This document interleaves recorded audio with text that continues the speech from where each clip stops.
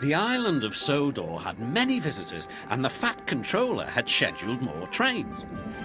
Gordon, the big engine, had to work harder than ever before. "Come on," he called to the coaches. "Come on, come on, come on. The passengers rely on me to be on time."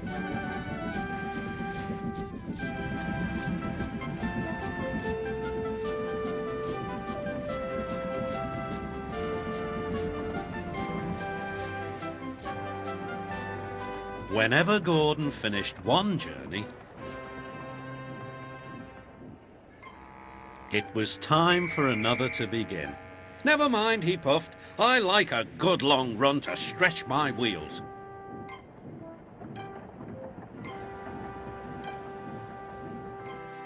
Even so, the Fat Controller decided that Gordon needed a rest. "James shall do your work." James was delighted. He liked to show off his smart red paint and was determined to be as fast as Gordon.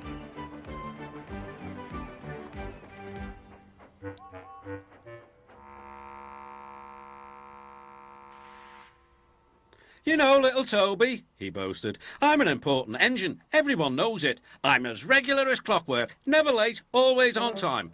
"Says you," replied Toby. Just then the Fat Controller arrived. "Your parts are worn, Toby, so you must go to the works to be mended." "Can I take Henrietta, sir?" "No. What would the passengers do without her?" Toby saw Percy by the water tower. "Don't worry, Toby," said Percy. "I'll take care of Henrietta until you get back." Soon Toby was out on the main line. He clanked as he trundled along.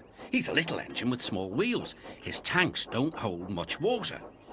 He had come a long way and began to feel thirsty.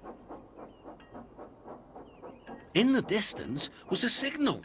"Good," he thought. "There's a station ahead. I can have a nice drink and a rest until James has passed." Toby's driver thought so too.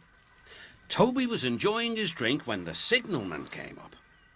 He had never seen Toby before. Toby's driver tried to explain, but the new signalman wouldn't listen.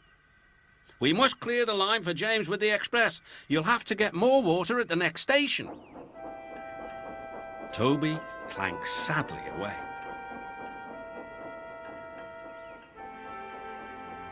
Hurrying used a lot of water, and his tanks were soon empty.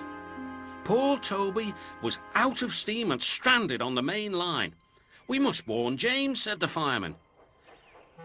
Then he saw Percy and Henrietta. "Please, take me back to the station. It's an emergency." Henrietta hated leaving Toby. "Never mind," said Percy. "You're taking the fireman to warn James. That's a big help." Henrietta felt much better. James was fuming when he heard the news. "I'm going to be late." "My fault," said the signalman. "I didn't understand about Toby." "Now, James," said his driver, "you'll have to push Toby." "What, me? Me? Push Toby and pull my train too?" Grumbling dreadfully, James set off to find Toby.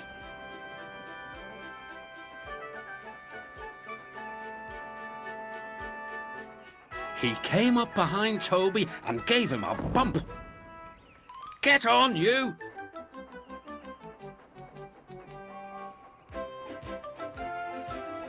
James had to work very hard.